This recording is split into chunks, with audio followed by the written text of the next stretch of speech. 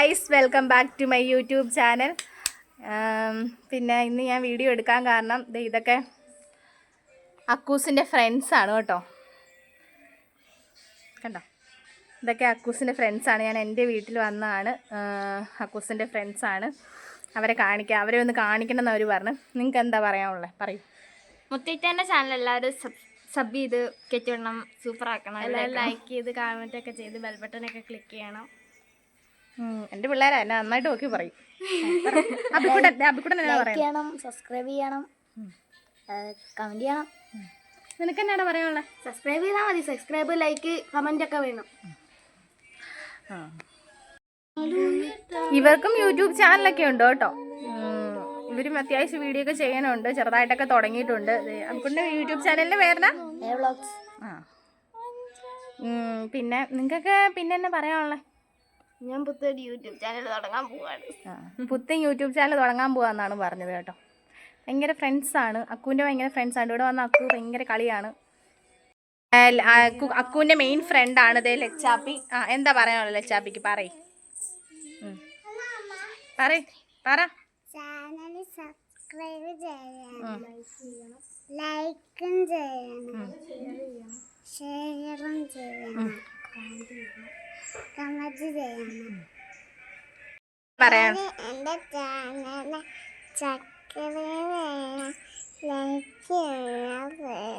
അങ്ങോട്ട് നോക്കി പറ, എന്നോടല്ല, അങ്ങോട്ട് പറ.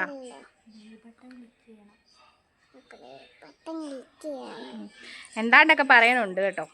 ഇവർ പറഞ്ഞു ഇവരെ കൂട്ടി ഒരു വീഡിയോ ചെയ്യണം അക്കുവൊക്കെ ആയിട്ട്. അതാണ് ചെയ്തത്. പിന്നെ ഞാനാണെങ്കിൽ കഴിഞ്ഞ ദിവസം പറഞ്ഞില്ലേ നിങ്ങളോട്, പച്ചരി വെച്ചിട്ട് നെയ്ച്ചോറുണ്ടാക്കി നല്ല ടേസ്റ്റ് ആയിരുന്നു പറഞ്ഞത്. അപ്പോൾ അത് വെച്ച് ഞാൻ നെയ്ച്ചോറ് ചെയ്തിട്ടുണ്ട്. അതിൻ്റെ ഡീറ്റെയിൽ വീഡിയോ ആയിട്ട് വരാമെന്ന് പറയല്ലേ. അപ്പോൾ അത് ഇട്ടിട്ടുണ്ട് കേട്ടോ. അപ്പോൾ ചാനൽ ഇട്ടിട്ടുണ്ട്. എല്ലാവരും കയറി നോക്കണം. പിന്നെ അത് എനിക്ക് നല്ല കറക്റ്റായിട്ട് കിട്ടി കേട്ടോ. പിന്നെ ഉണ്ടാക്കിയപ്പോഴും നല്ലപോലെ തന്നെ കിട്ടി. അരി അങ്ങനത്തെ ആയിരുന്നു, ജീരകശാല പോലെ തന്നെ ഇരിക്കുന്ന അരിയായിരുന്നു. അതുകൊണ്ട് നല്ലപോലെ കിട്ടി കേട്ടോ. വീഡിയോ നിങ്ങൾ പോയി കണ്ടിട്ട് വാ കേട്ടോ. ആദ്യം തന്നെ നമ്മൾ അരി കുതിർക്കാനായിട്ടിട്ടു കേട്ടോ. അരമണിക്കൂറോളം അരി കുതിർക്കാനിടണം. ഞാൻ കഴുകി വാരിയിട്ടാട്ടോ കുതിർക്കാനായിട്ടിട്ടത്.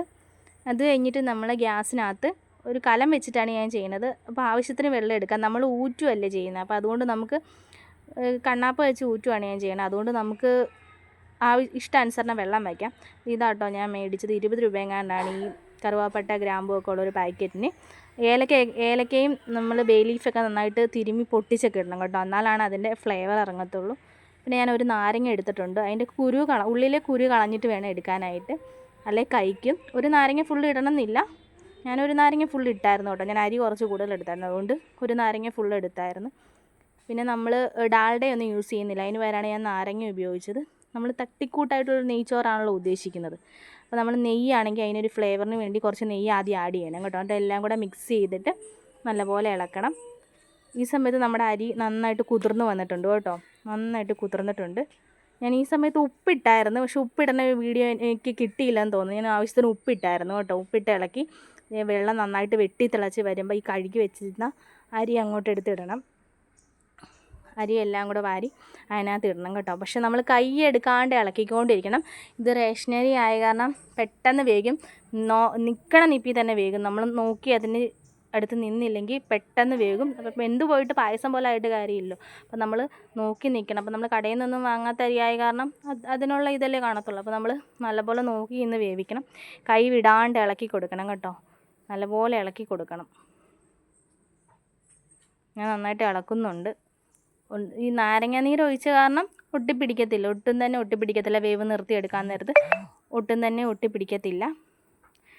ഞാൻ ഊറ്റുവാട്ടോ ചെയ്തത്. ഊറ്റണ വീഡിയോയും എനിക്ക് എടുക്കാൻ പറ്റിയില്ല, അതിന് എടുത്തില്ല. നിങ്ങളൊന്ന് ജസ്റ്റ് കാണിക്കാൻ വേണ്ടിയിട്ടാണ് ഇതെങ്ങനെയാണെന്ന്. എല്ലാവർക്കും അറിയാമായിരിക്കും. ഇതിപ്പോൾ വേവായോ എന്ന് നമ്മളിപ്പോൾ നോക്കുവാണ്.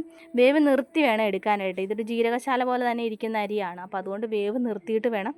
നല്ലപോലെ വെന്തോന്ന് നോക്ക്. നല്ലപോലെ വേകണ്ട, പാകത്തിന് കുറച്ച് വേവ് നിർത്തിയെടുത്ത് കഴിഞ്ഞപ്പോഴത്തേ നമ്മുടെ അരി ചോറൊക്കെ ആയി കേട്ടോ. ഞാൻ ഊറ്റിയ വീഡിയോ എനിക്ക് എടുക്കാൻ പറ്റിയില്ലെന്ന് ഞാൻ പറഞ്ഞില്ലേ. അപ്പോൾ എടുത്തിട്ടില്ല. അതേ നല്ല സൂപ്പറായിട്ട് എനിക്ക് കിട്ടിയിട്ടുണ്ട് കേട്ടോ. ഒന്നിനോടൊന്നും മുട്ടാണ്ട് നാരങ്ങ നീരൊക്കെ ഒഴിച്ച്. കാരണം ഡാൽഡയുടെ ആവശ്യമില്ല സത്യം പറഞ്ഞാൽ. പിന്നെ അത് കഴിഞ്ഞ് നമ്മളിങ്ങനെ ഡെക്കറേഷൻസ് ഞാൻ ദമ്മൊന്നും ഇട്ടില്ല. ഡെക്കറേഷൻസൊക്കെ ചെയ്യാൻ നേരത്ത് കുറേ നെയ്യ് ഞാൻ ആഡ് ചെയ്തായിരുന്നു. ഡാൽഡ ഇട്ടില്ല. പിന്നെ നമ്മൾ അണ്ടിപ്പരിപ്പും കിസ്മിസും സവോളയൊക്കെ അരിഞ്ഞിട്ട് കേട്ടോ. ഇത്രേ ഉള്ളൂ വീഡിയോ. നല്ല സൂപ്പറായിട്ട് കിട്ടി കേട്ടോ.